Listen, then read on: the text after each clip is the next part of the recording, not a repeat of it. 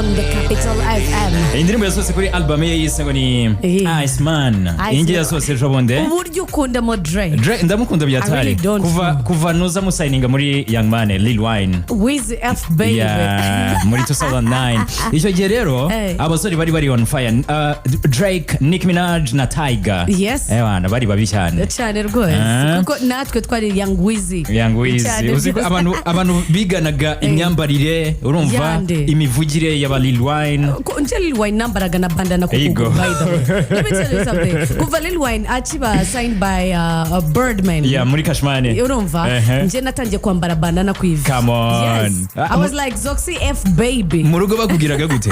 Bande banshizwe yiki. Mzehe. Kandi ariyo mpamvu ngubwiye banyitaga Zoxy F baby. Yeah. Bagwaga support. Yes, until Nicki Minaj came into the picture. Then there was like, you know what? I don't know how I should choose between Nicki Minaj and Lil Wayne. Yeah. Wow. Umva, umukobwa witwa Sonia, DJ Sonia, numwe mu best female DJ dufite ubungubu, What do you call best female? Uzimpamvu se? Azi kumikisa neza. Okay. Ikindi tujya tumubona mu ma ceremonies manini cyane. Dukomeze. So ibi byose bituma aba best DJ. To you. Yeah, to me. Sasa mu cyumweru gishize Sonia yari yitabaje RIB avuga uburyo asigaye akorerwa ihohoterwa ryo ku mbuga nkoranyambaga, abantu bamuvuga amagambo atari meza, bamusebya, bavuga yuko yakoreye sexy mu bwiherero n'ibindi bitari byiza. Hari abantu bagera kuri 7 batawe muri yombi last week. So ikintu cyiza gihari rero uyu mukobwa yabahaye imbabazi, bamwe bahise banafungurwa.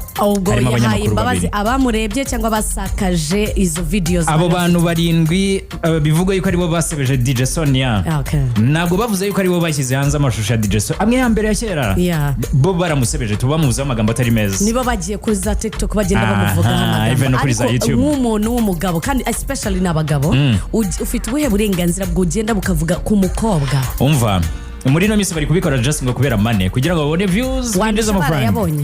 Bashobora kuba barayabonye kubera ko iyo bakoze inkuru nka ziriya zikagira views kuri YouTube is money, amafaranga arinjira. I think RIB should enter into this thing. Ariko n'ubundi birimo. Harimo bamwe bagiye abagabo bagenda bakihereza uburenganzira bwo gufata inkuru y'umukobwa yambaye ubusa cyangwa ngo yakoreye ibintu muri douche wamuherekeje in the first place. Kuko niba atari wowe umwabikora baramubonye hehe? Do they have proof? Bamwe bavuga ko zihari. Niyo zaba zihari, it is her choice at this point. Kuko icyo naba nkorera mu bwiherero n'ubwiherero. You get what I mean? Mwibanga na hano ni hiherereye wowe nkurikiye nkande. Maybe you want to kill me or maybe you want to molest me. Ahubwo ni wowe ufite ikibazo. Umuntu uzakuyoberaho azahura n'ibibazo. Wallahi. She should find some good lawyers. No masana. Now ibi ni byiza ariko nanone gutanga imbabazi kubera ko nubwo umuntu yakora ikibi gute. Yego ndabyumva gutanga imbabazi ni kimwe ariko tubyigiremo nk'isomo. Especially abo bantu baba bagiye mu tubari cyangwa ama restaurant bagiye gushakamo inkuru. You get what I mean? Because if this is a ladies bathroom, wowe nk'umusore uhiye urajyayo gukora iki? Uramukurikira ugiye gukora iki? Ahubwo aho ngaho twajyana no discipline wicye cyane. Umva ariko hari n'umushuti wawe numvishe ngo amashusho ye uhese kandi kono ndaza kumukubwira. Okay, nta kibazo rwose turaza kujya continue. Nakunze uburyo uyu musore witwa Ashton Small akomeje kwikurira imitima y'abantu benshi cyane ariko none not only ku mitima even no ku mbuga nkoranyambaga. Yatwaye uwanjye wawe kuva kera yawutwaye kuva kera. Ntabwo kuva kera ntabwo nari muzi nanjye namumenye ejo bundi kubera Ashton Hall. Come on. Ariko ikintu nakunde uyu muhungu Ashton Hall other influencers bafite udutenke cyangwa 5,000 cyangwa abantu magana ngahe baba fightinga each other.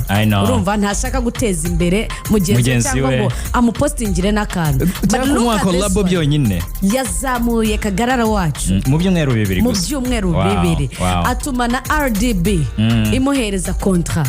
Ufite gig muri RDB. Wow. Urumva ndeba n'aba followers be bose bazamutse kuri bamaze kugera ku 500 byose.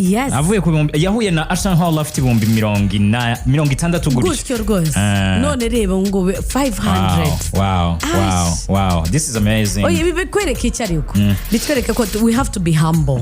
dukwiye no gukundana kwanza amashyari twayashyira ku ruhande n'abo bantu bavugaga bagira bashaka ama views kubera kwangiza abandi I'm promise you nta hantu bikugeza nawe usibye kutwica gusa exactly ariko nimvuga ngo abuiz afite let's say for example 5,000 sibyo reka noneho nanjye nkomeze muri repostingira kugira ngo abone abandi ndakuzamura nanjye nizamura ako kantu uvuze ni bon nigeze gukora tag ya Diamond yasohoye indirimbo nshya yahise akora repost ariko njye ntaginga abahanzi benshi cyane ba hano mu Rwanda umva arabireba gusa habe no kuvuga thank you just a thank you ako kwibaza se wowe harya ufite iki urushiki Diamond Platnumz urushiki Davido but people should be humble in this life ikamusomera akantu umuntu yanditse ngo Aston Hall out here helping other content creators grow their following and then there is you with your 10K feeling like a star. Wallahi. Seriously? Just like that. You see, everyone is actually talking about it. Yeah. Uyu munsi ari butahe cyangwa ari bugume muri World Cup. I'm talking about Lionel Messi. After game ikomeye cyane na England. This is a very tight game. This time around I'm even scared to go and watch it. Kuko no ndambarangira ngo ndifubika mu maso. Njye mfite icyizere cyuko turi businde Argentina. Subiza ko njye nawe Argentina.